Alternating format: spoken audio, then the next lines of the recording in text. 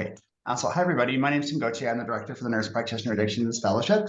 And I'm excited today to introduce Shyla Genoway. She is the first nurse practitioner this year to be doing her What's New presentation.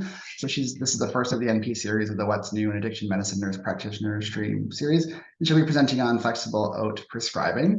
And I just want to acknowledge that we are, that the BCCSU platforms their work off or on the traditional territories of the Coast Salish peoples, Musqueam, Squamish, and Tsleil-Waututh nations. So Shyla, I'll hand it over to you.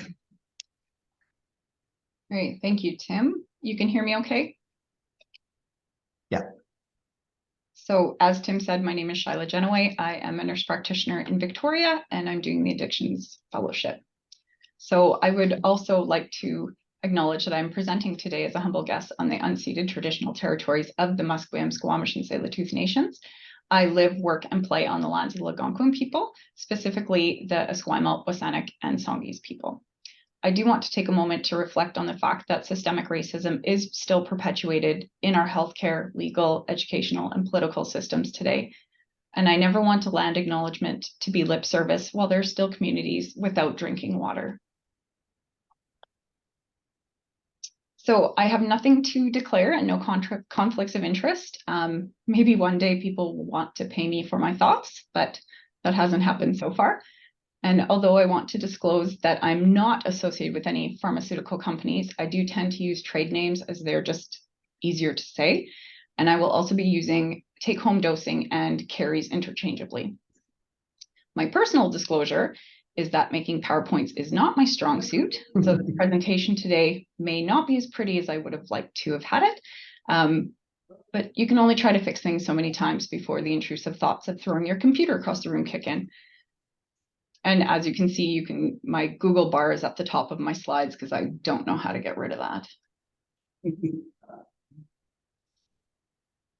I do want to make a caveat that I'm focusing on pharmacological treatments today, but I 100% recognize that pharmacology and pharmacological interventions are a very small piece of the puzzle when it comes to the treatment of substance use disorders. With a focus today on opiate use disorder, it is a multifactorial, complex system, everything involved with it, with prevention, trauma, intergenerational trauma, racism, prohibition, colonization, housing, nutrition, psychosocial interventions, and the list goes on, that all play important roles in the prevention, treatment, and relapse prevention of substance use disorders. I can't stress enough that by me focusing solely on pharmacology today, that I'm oversimplifying the problem and the solution. I found a paper from 1972 that quoted, "We believe that methadone contributed in an essential way to the favorable results, although it is quite clear that giving of medicine is only part of the program." It also quoted, "Questions surrounding narcotics addiction and methadone maintenance cannot be solved by scientific means, but rather by intelligent consideration of the psychology and sociological problems involved."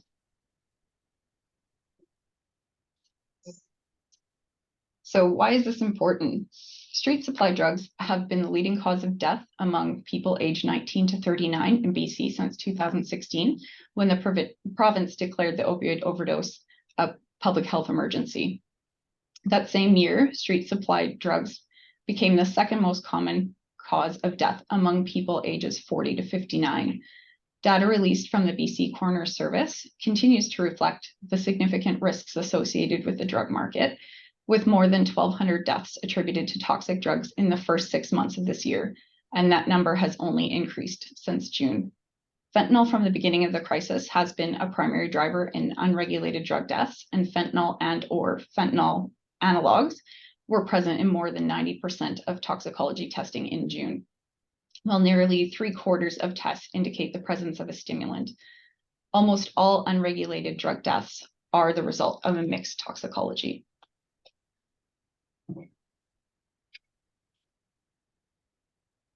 Sorry. When I get nervous, I get dry. This graph was taken from the BC CDC website, and it just highlights that illicit drug toxicity was the second leading all-cause deaths in BC from July 2022 to June 2023. And according to the BC Coroner Service in 2021, there were 247 people experiencing homelessness who passed away. 209 of those were accidental deaths, and 195 of those accidental deaths were attributed to the toxic drug supply. There were 106 more deaths of people experiencing homelessness from 2020 to 2021, and an increase of 216 deaths from the lowest years in 2012-2013. There were an additional 66 deaths in 2021 than there were in 2016 when the toxic drug crisis was declared. This graph is showing all-cause deaths, so I can't say how many were directly related to the toxic drug supply in all the years, but the overall death toll keeps increasing. Please keep these numbers in mind when we start discussing take-home opiate agonist therapy, or OAT, or OAT, doses, and who is considered stable. Often housing is a very key component in that stability. As most of you already know, OAT, opioid agonist therapy, all used interchangeably in this talk, is a gold standard treatment of opiate use disorder. These medications help prevent withdrawal, decrease cravings, maintain tolerance, as well as help people work towards their substance use goals. They're also shown to be superior for treatment retention and decreased substance use when compared to withdrawal alone. Some downsides of OAT are periods of elevated risk of fatal overdose, such as the first 4 weeks of treatment induction, particularly with methadone, and immediately following treatment cessation. Cardiac issues such as prolonged QT or interactions with other comorbidities, as well as the diversion risk. So this graph here was taken from the BC CDC opiate agonist treatment indicators. It shows that the number of people on OAT has been steadily increasing overall, but from 2020 to 2023, the number of people on methadone had slightly decreased. Obviously, there's a number of reasons why this might be. I don't think it's a coincidence, though, that it corresponded with the onset of COVID and the changes and the challenges that it presented. I just want to note that this chart doesn't actually assess the retention or adequacy of that OAT treatment. This graph was also taken from the BC CDC, and it's a very overstimulating way to summarize that during the COVID pandemic, methadone, Suboxone, and Cadian new starts decreased, with Sublocade new starts increasing.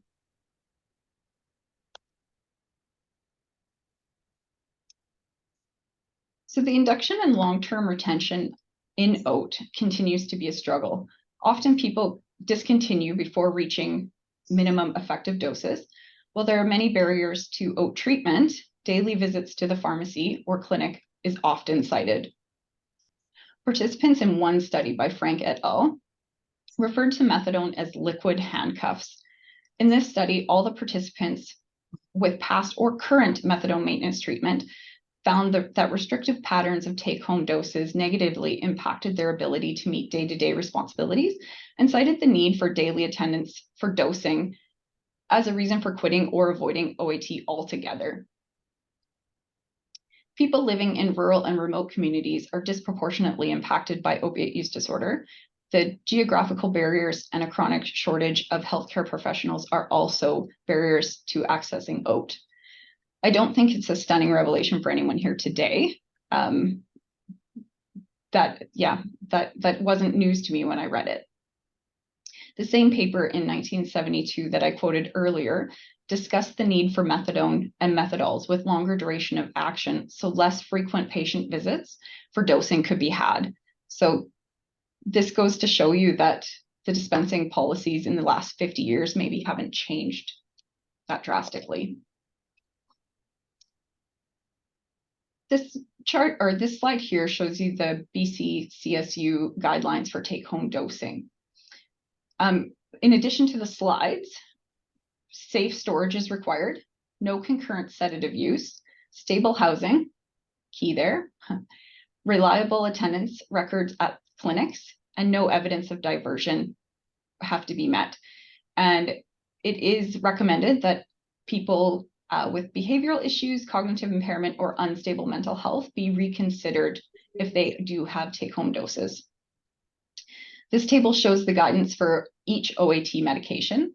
Suboxone can almost immediately be dispensed as a take-home dose as long as certain criteria above are met, or the criteria that I mentioned earlier are met, with recommendations to bliss or pack, have a signed carries agreement, and random pill counts and UDSs ×4 in the first year.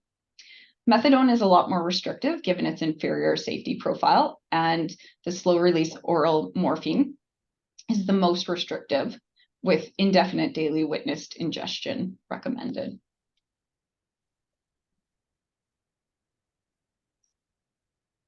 So this was one of those messy slides that I couldn't get to line up, so makes my eyes twitch a little bit, but please just ignore it. Take a minute to think of your own workplace practices and prescribing while I go through a couple of cases. What would be some of the deciding factors for whether or not you would support carries in the clinic where you work or wherever your setting may be? First one, 47-year-old male, opiate use disorder and active alcohol use disorder, housed, employed, has been on OAT for 2 months with no missed doses. 2, a 19-year-old female with opiate use disorder and stimulant use disorder, unhoused, is couch surfing, has been on OAT for 6 months and has never missed a dose. 26-year-old non-binary person with opiate use disorder, lives in an SRO, just started methadone this week and is on disability. 26-year-old non-binary person with opiate use disorder, lives in an apartment they share with their partner and child, started methadone this week, university student who is also working as a server. So if we were in person, I'd love to have some open discussions about who would meet your criteria for take-home doses. I think we could have a really interesting debate. So if anything good came out of COVID, it was the reevaluation of OAT, of how OAT is prescribed. It is almost impossible to maintain social distancing with daily trips to the pharmacy or a clinic, requiring UDSs and requiring counseling.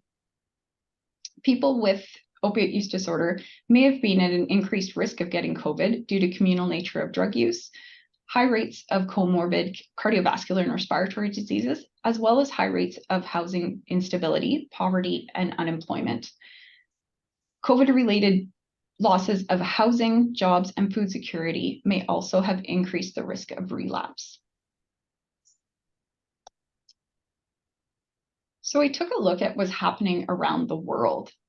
So the Ukraine first introduced OAT in 2004 and had a slow uptake. Pre-COVID, Ukraine was already focused on increasing their take-home doses of OAT. In 2016, take-home doses of 3, 7, and 10 days were introduced if abstinence for 6 months was documented. By 2019, there was a 9% increase in OAT, which occurred despite 2,067 people discontinuing treatment. At that time, clinics were focusing on transitioning people to mostly 10-day supplies of take-home doses, which resulted in a 45.9% increase in take-home doses overall. When they took a midpoint of 7 days of take-home doses and accounted for only 5 minutes per clinic encounter, that translated to 963,952 less direct annual clinic contacts.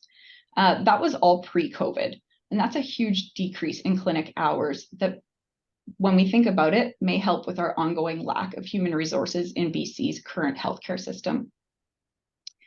During COVID, some regions of Ukraine increased their take-home doses to greater than 90% and dropped the 6 months abstinence requirement. However, the guidance on who should receive take-home dosing was unclear during COVID and seemed like quite a bit of a blanket approach. There were 15 fatal overdoses among OAT patients after the COVID guidance. However, the circumstances around those deaths have not been reported. And the study that I'm speaking of right now It did highlight the need for more overdose prevention and take-home naloxone, as this was not something traditionally completed by healthcare providers in the Ukraine, but rather NGOs and non-medical providers.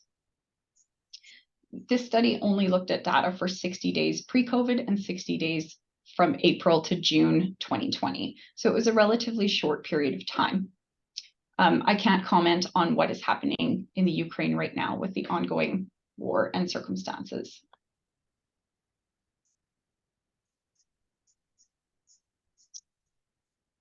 While the Ukraine reported 15 fatal overdoses, a study out of Sydney, Australia did a pre and post cohort study with patient treatment and self-reported surveys.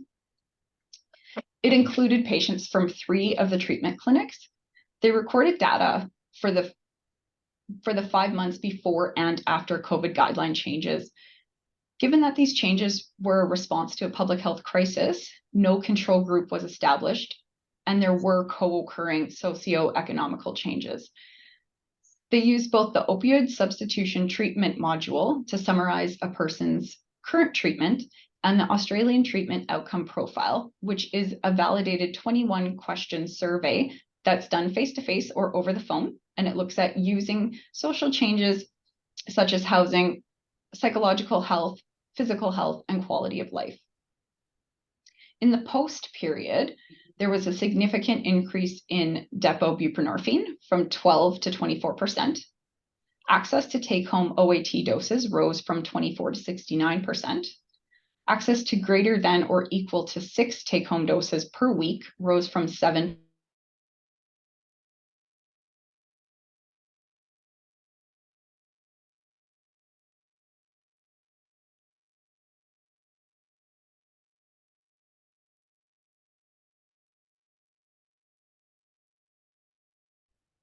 Cannabis use with limited changes to social conditions, quality of life, or psychological and physical health.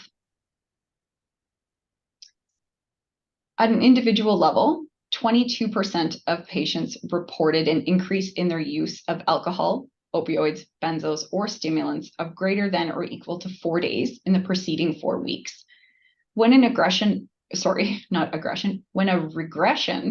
analysis, and that's showing the relationship between 2 or more variables, was completed, it indicated an increase in substance use was actually associated with higher levels of unsupervised dosing and not,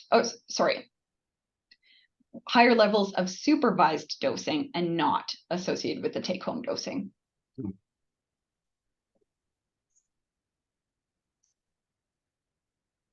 So a clinic in Switzerland that offered IOT in the form of diacetylmorphine injection and oral tablets began offering take-home doses of diacetylmorphine oral tabs during the pandemic to those who were considered stable on their dose, socially and medically stable, and their last 2 UDSs were only consistent with their IO. There were 149 people accessing IOT twice daily at these clinics who were now being asked to limit their access to once daily, increasing the need for more take-home doses. Prior to COVID, there were 19 people on take-home doses of oral tabs. When the pandemic hit, they changed their views of what was considered socially stable from continuous employment to a more liberal view of how those that were unemployed were spending their time. They offered an additional 45 people take-home doses. They were offering up to 4 take-home doses per day, but the patient had to be in contact with their provider twice a week. Injectable diacetylmorphine was never offered as a take-home dose. The majority of these patients, so 52 out of 60, adapted quickly, were satisfied with their new treatment modalities, and did not report any negative outcomes. They reported an improved quality of life, greater ease of employment, and increased time engaging in family and recreational activities. Of the 8 who were not satisfied, the main reason was the decrease from twice daily injecting to once daily led to an increase in severe cravings, a lack of motivation, and decreased concentration. The oral tablets were not providing the desired high. Some patients reported to returning to street supply heroin or dissolving the oral diacetylmorphine tablets and injecting them at home. 3 people had their take-home doses discontinued due to safety concerns, such as attempts to, and their words, not mine, smuggle tablets out of the center when they were presenting for witness doses, and leaving their meds behind or losing their meds altogether. The safe injection site nearby noticed a return of people who hadn't been accessing the site since they started their OAT their IOT program. They also noted that there was an increase in newcomers to the safe injection site who were reporting that they were purchasing the diacetylmorphine tablets from the IOT patients. This was all speculation and no evidence was found. And a positive but unintended consequence was that 15 new patients started IOT as a result of the relaxation in the previously strict framework that IOT was delivered in. From a safety standpoint, there were no reported overdoses or an increase in hospitalizations with the take-home dosing. The risk of diversion and the danger of diacetylmorphine being used by opioid naive people was found to be theoretical risk, and that crime related to the Narcotics Act decreased by 17% in 2020.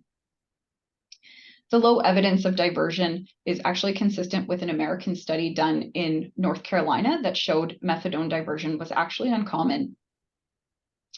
I'll mention that in January of 2021, the Swiss Federal Council did reverse the policies related to take-home dosing of diacetylmorphine, which led to a lot of confusion amongst patients and probably providers. When the regulations were more relaxed, it allowed more people who wouldn't have otherwise qualified for take-home doses to do really well with it.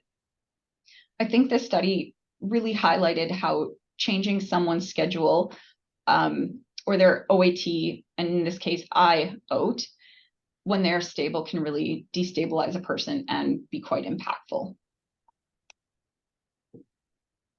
Our neighbors to the south.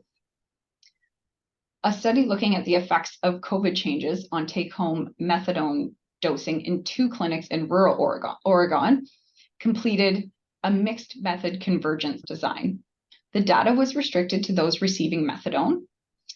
Substance Use and Mental Health Services Administration, which regulates ordering and dispensing of methadone in the USA, released an exemption and now allowed for 13 take-home doses per month for less stable patients and up to 27 per month for stable patients. They defined stable as negative UDS for the past 60 days, adherence to treatment for at least 30 days, no behavioral difficulties, stable housing, no past diversion activities, and safe medication storage. Less stable was defined as adherence to a treatment plan for at least 30 days, abstinence of diversion activity, and at least 30 days of negative UDSs. People who were in treatment less than 90 days were more likely to discontinue treatment post-COVID period as they saw no change in their take-home dosing at all. However, this is most likely not the sole reason for discontinuation of treatment. This study showed that the relaxation of take-home dose policy was associated with an increase in methadone take-home doses, which we would expect, with some people receiving up to 57% of their doses as carries. There was improved retention and decreased urine drug screens positive for opioids among clinically stable patients. The qualitative analysis revealed 3 themes. One was that patients were really feeling valued and trusted, and they valued that. They valued feeling trusted and being trusted. It reduced the time to travel and increased the time that they could spend with employment and recreational activities. And it also reduced exposures to people who might be less stable in their substance use and recovery journey and less potential triggers. I feel like this study is a little skewed though, as 216 people out of the 377 included in the study had a median of 688 days in treatment, which may indicate or indicates to me that many of the patients were potentially stable prior to the COVID relaxation or COVID policy relaxation. There was one comment in this paper stating that take-home dosing was safe, but they didn't actually expand on what they meant by that exactly. Other US studies out of the Bronx, Connecticut, Spokane, and an observational study out of the US data, just to name a few, supported that the exemptions of take-home dosing were not associated with worsening treatment outcomes, higher overdose rates, increased emergency department visits, lower adherence to treatment, or significant diversion among people on methadone. The Spokane study found that even though methadone take-home doses nearly doubled, it was not associated with a significant change in the use of street supply opioids. Many of the studies were using convenient samples and therefore could have selection bias, and many of the studies only included methadone. None of them specifically mentioned Cadian use, and the one from the Bronx only stated medication for opioid use disorder, but didn't actually specify which medications those were. The Spokane study participants' average time in treatment was 3 years, leading me to also assume that they may have had a fairly stable group already. What are we doing in Canada? Health Canada issued a temporary regulatory exemption for providing OAT to allow prescribers to verbally order OAT and pharmacists to extend, renew, or transfer OAT prescriptions. Provincial regulatory bodies, as well as the Centre for Addictions and Mental Health, provided additional guidance for pharmacists on how to support people on OAT during the pandemic, which included working with prescribers to proactively identify patients who could meet and could receive carries and confirm optimal frequency of deliveries and observed doses.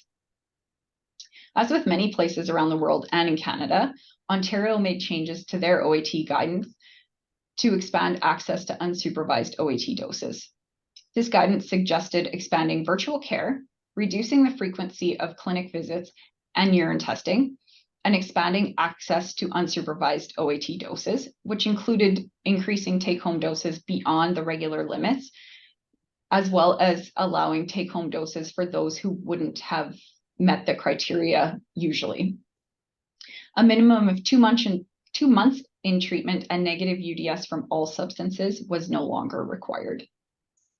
So a study conducted in Ontario had 402 patients and 100 providers complete online questionnaires to report their experiences with changes in unsupervised OAT doses during the first 6 months of COVID. This study included methadone, SROM, and sublingual buprenorphine. Anyone on injectable buprenorphine was excluded from this analysis as they couldn't receive a take-home dose. It also excluded anyone on multiple forms of OAT as they couldn't categorize them based on OAT type. Patients receiving 2 to 5 unsupervised doses pre-pandemic were most likely to report an increase in take-home doses, whereas those receiving 6 or more unsupervised doses were the ones least likely to receive additional doses. At least half of the prescribers issued take-home doses for people who had not previously received them across all OAT types. The majority of prescribers only increased take-home doses if they felt their patients had stable housing and were socially stable.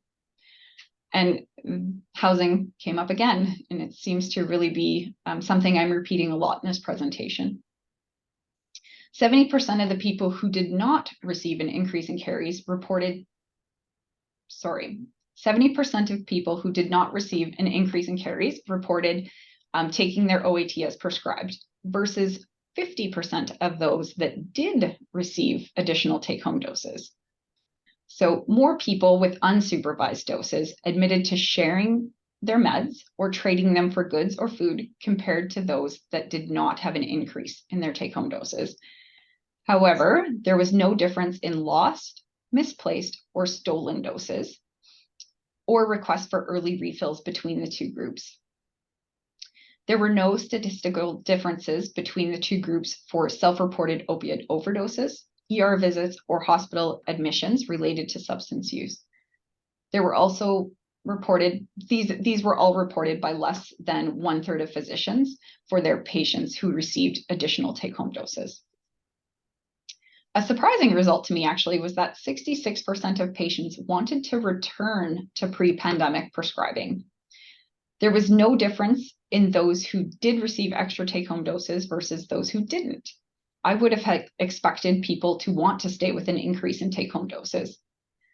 42% of providers wanted to return to pre-pandemic guidelines as well. This supports the need for the ongoing conversations between patients and providers on how to provide the care patients need and want, with balancing provider comfort and safety to the general public. A COVID-19 opioid agonist treatment guidance update was released in August 2021 that patients should be given warning that the resumption of previous prescribing and carrying patterns should resume as COVID restrictions lift. My question is, if it was working well, why go back to the way things were? This was something that was set out by CAMH, Meta PHI, and the Ontario Medical Association. So looking at BC, while the BC CSU did support the use of carries during the pandemic, it was less prescriptive as other guidelines on whom should receive carries and how many. A lot of it was based on provider safety assessments. However, they did introduce risk mitigation guidelines that could include prescribing hydromorphone, MSLon, stimulants, and possibly benzos to allow for people to isolate during COVID-19. These were as daily non-witnessed take-home doses. This interim clinical guidance was not intended to guide the treatment of substance use disorders, but rather to support individuals to self-isolate, quarantine, or physically distance to reduce the spread of COVID-19. As COVID infections decreased, the updated guidelines for risk mitigation proposed using these medications to decrease the risk of overdose itself. They also recommended that those who experience significant benefits, including reduced illicit drug use and overdose risk, increased clinical and psychosocial stability, should not be prescribed. In July 2021, the Ministry of Mental Health and Addictions, the Ministry of Health, and the Office of the Provincial Health Officer released Access to Prescribed Safer Supply in British Columbia policy direction, which allowed access to medications through prescription to reduce the risk of drug toxicity deaths due to accessing the street supply. From my experience, risk mitigation and safer supply has become a very hot topic of debate among providers, clients, and the public. So a study published this year was completed in Vancouver. It looked at how prescribing of hydromorphone tablets specifically impacted young people who use drugs and their substance use and care trajectories. Young people were defined as 14 to 29-year-olds. This study recognized that access to OAT and other forms of treatment for young people who use drugs is quite varied across the province, and those with reasonable access, like those located in Vancouver, continue to access the unregulated and street supply as well.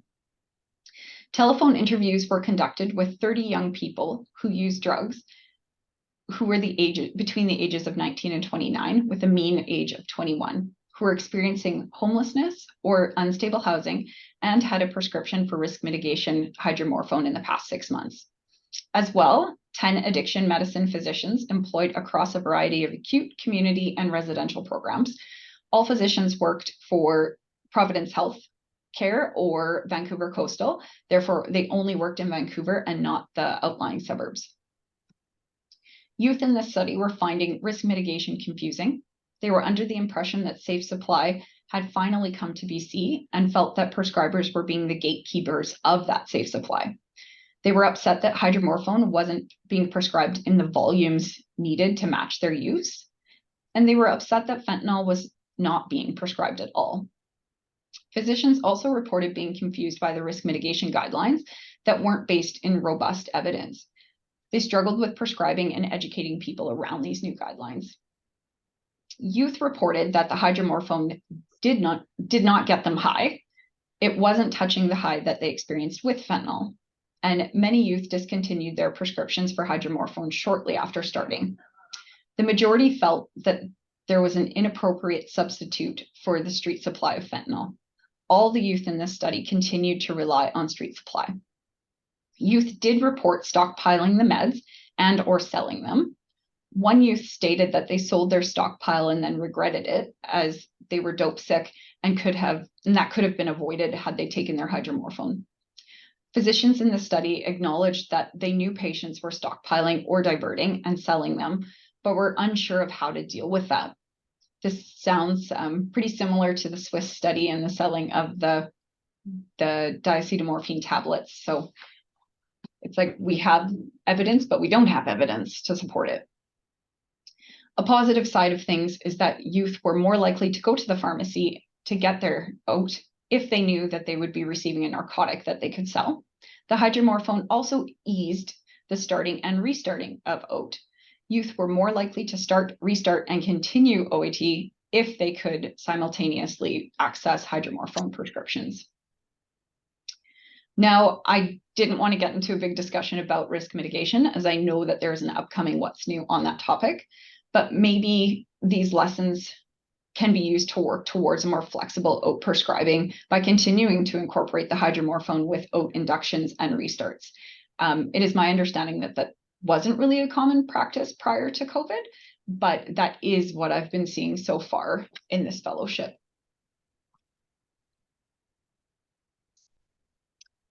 I was in contact with the health sector information analysis and reporting to see what happened more locally in BC with the trends around daily dispensing dosing of OAT and take-home doses. Data was collected through PharmaNet and Health Ideas, which captures data from community pharmacies in BC. This data does not include medications used in hospital or office use medications. It does include Plan W and other federally insured patients. I've been asked to share that this is draft data, not for sharing beyond this presentation and not publishable at this time. This data includes oral OAT and IOT, but does not include hydromorphone dispensed for risk mitigation or other mitigating medications. Since there's no specific PIN assigned to daily witnessed ingestion, this analysis focuses on single day dispenses rather than witnessed, and those that received multiple day supply are assumed to be as carries or take-home doses. This is an interrupted time series model of OAT daily dispense pattern changes due to COVID.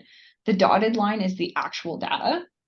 The red line is trying to fit the data, and the blue line is a prediction of what was happening if COVID had never happened.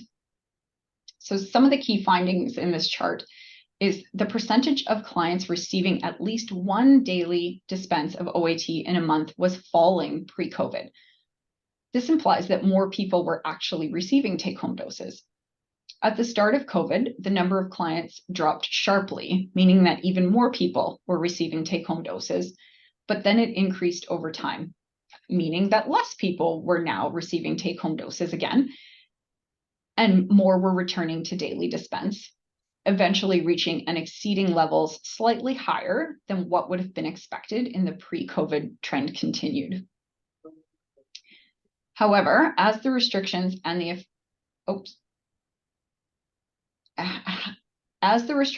effects of the pandemic decreased, the trend resumed its pre-COVID pattern of falling over time, but at a slower pace.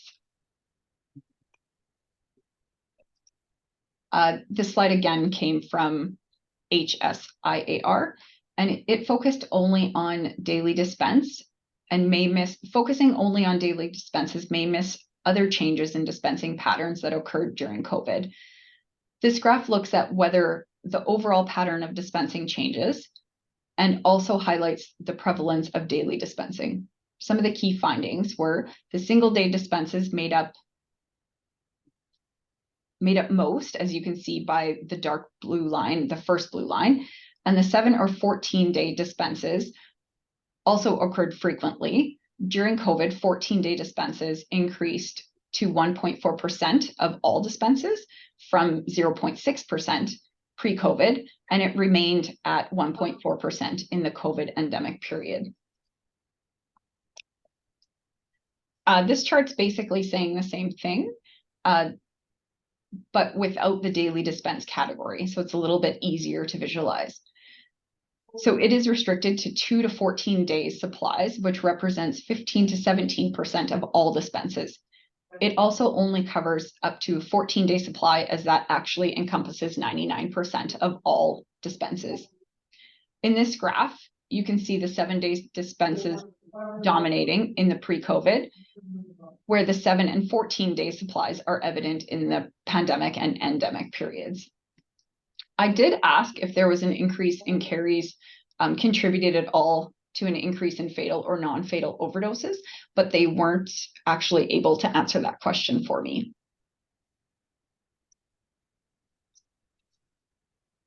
So in summary, I do recognize that the drug supply is constantly changing and it's not consistent across Canada, let alone across the world. I also recognize that fentanyl is hard for OAT to compete with. Fentanyl patch programs were left out of this topic today and may end up being a huge player in the world of OAT. They were left out as I didn't find any data directly linking with COVID-19, and patches could be a topic all in themselves. I also didn't dive into safe supply in detail for that resource for fentanyl. Unfortunately, there isn't great, robust, randomized control trials looking at take-home dosing. However, the pre-COVID data versus the pandemic and endemic data are what we have to go on right now. The studies have shown that the relaxation of restrictive take-home doses and who is considered stable candidates led to an increase in patient satisfaction with no safety concerns. Diversion was an issue, but there wasn't an associated increase in overdose directly related to it. However, the data is really hard to extrapolate. There were no changes in opioid use patterns, and less rigid guidelines did lead to more prescriber confusion. Increasing access to care and decreasing barriers isn't a new topic of discussion. However, maybe our view and comfort of who is deemed stable can be reconsidered and more flexible. I just want to take a minute to reflect back on those cases that were introduced earlier at the beginning of the presentation and give people a chance to reread them with the new information provided today. And would your views of who is considered a candidate for take-home dosing, would they have changed at all? Or what now would you consider when you're speaking to your patients about who is a candidate for take-home dosing? From my experience working with people who provide substance use care, individualized care plans are already the way people practice. We know one size doesn't fit all. I think opening up take-home dose guidelines only further allows for the individualization of care plans of substance use disorders. For me, I think I will look at a person's housing situation in more detail before unstable housing automatically leads to a denial of carries. And I guess denial is a pretty strong word there because that does indicate a power imbalance between myself and the client. I would love to have invited you all for a conversation right now around this, but I recognize that being online makes that challenging.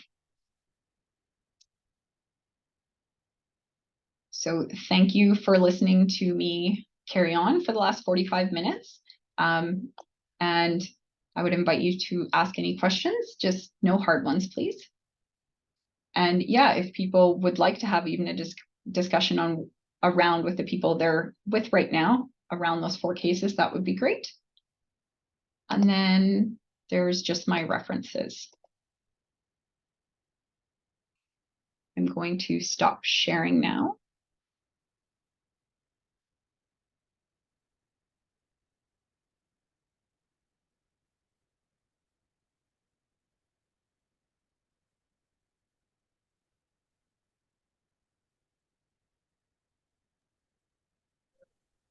Shyla, that was a great presentation. Thanks for that. I'm looking at the Q&A box right now, and I don't see any questions coming through. Yeah, I had questions for you about fentanyl patches, but I know that that was off of the table, so I'm not gonna ask those. I was wondering for the youth study that you included, where they were talking about youth and their disappointment about fentanyl products not being available. Did the authors comment on programs that are offering fentanyl products? Because there are a few that offer like powdered fentanyl or Fentora or sufentanil. Did that come up in the comments from the authors? I can't recall with 100% certainty if it did. I just remember that the youth were disappointed that it wasn't part of the safe supply and that hydromorphone was the only thing being offered to them at that time.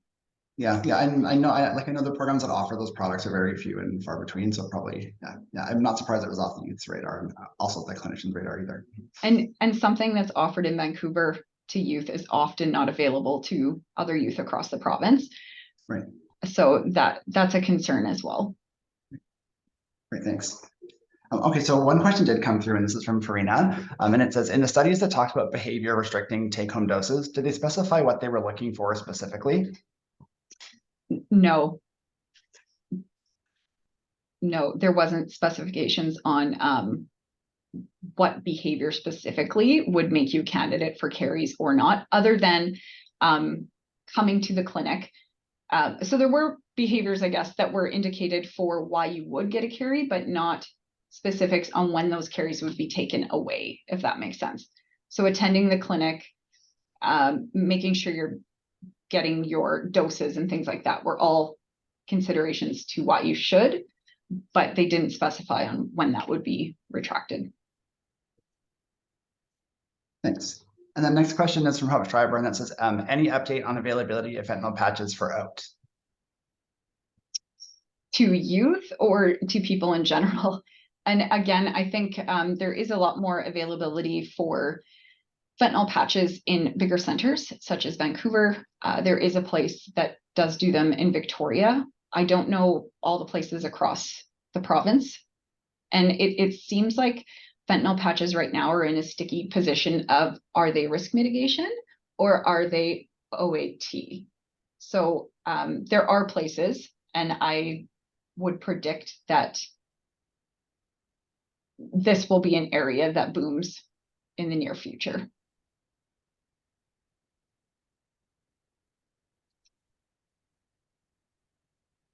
And then Shyla, one question that came up in the comment section, and that was from Susan Wright, and I was asking about if your slides would be shared. But I'm assuming that because you have data in here that wasn't supposed to be shared beyond your presentation, I'm wondering if you can, if you're eligible to share your slides. I could always share them and take that piece out. So if anyone wants to email me, I can email them the slides directly.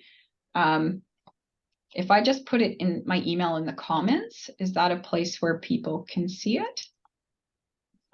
That should work. Okay. Oh, I got to spell it correctly though. I guess that helps. Okay.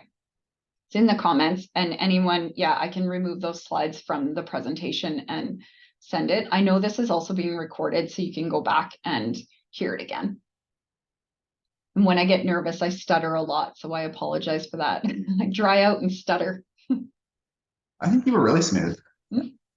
And question came through from Amy Souza, and it says, were there any reasons provided or anecdotes as to why patients wanted to go back to pre-COVID prescribing? There really wasn't, and that was something that I did find really interesting, because I would have assumed that people liked, having more freedom and autonomy, but it didn't specify why. And then it led me to make my own assumptions of, were people being targeted because they had extra doses? Was it putting them in a position of power imbalances at all? I don't know. It wasn't specified. Yeah, because I also wondered why patients who wanted like pre-pandemic limits or structure couldn't have that anyway, unless programs were just kind of imposing like carries onto people instead of. In a lot of the studies that I read, they were very well, I shouldn't say a lot, but in a few of them, they were very blanketed approaches. They were still doing individualized assessments for safety. But like the one in Ukraine, it was a very blanketed approach. So this is the new guidance. This is what we're going to do kind of for everyone. And going to, greater than 90% of people with carries, or 90% of their doses as carries, that's quite significant. Yeah. But again, that was something that the Ukraine had already been working towards. So maybe that was something they were going to do anyway.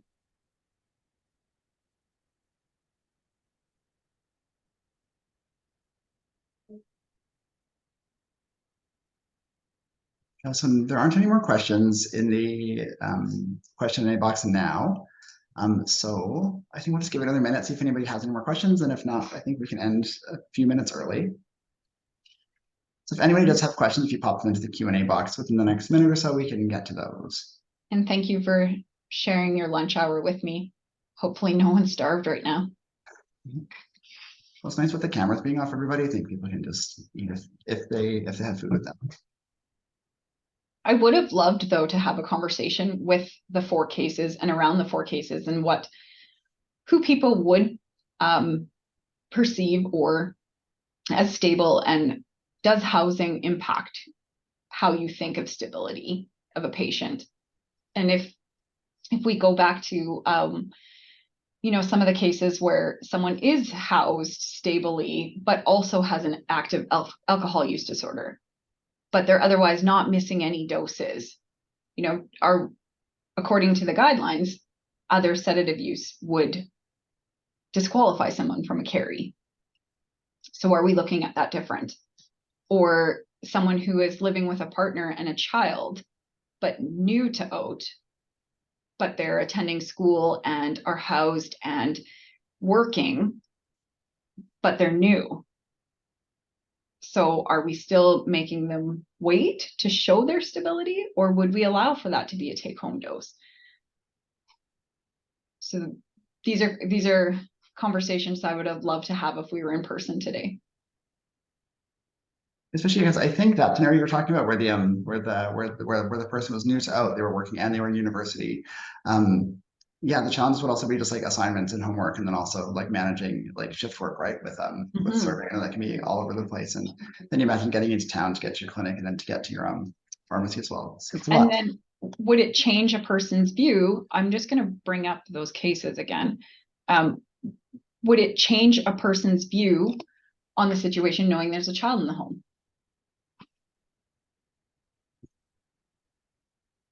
Yeah. So no more questions come through. So I think we can end the session 5 minutes early. So thanks again, everybody, for attending, and thanks for all the thoughtful questions. And Shyla, thanks again to you for such a great presentation. Thank you. Thank you, everyone. Thanks, everybody.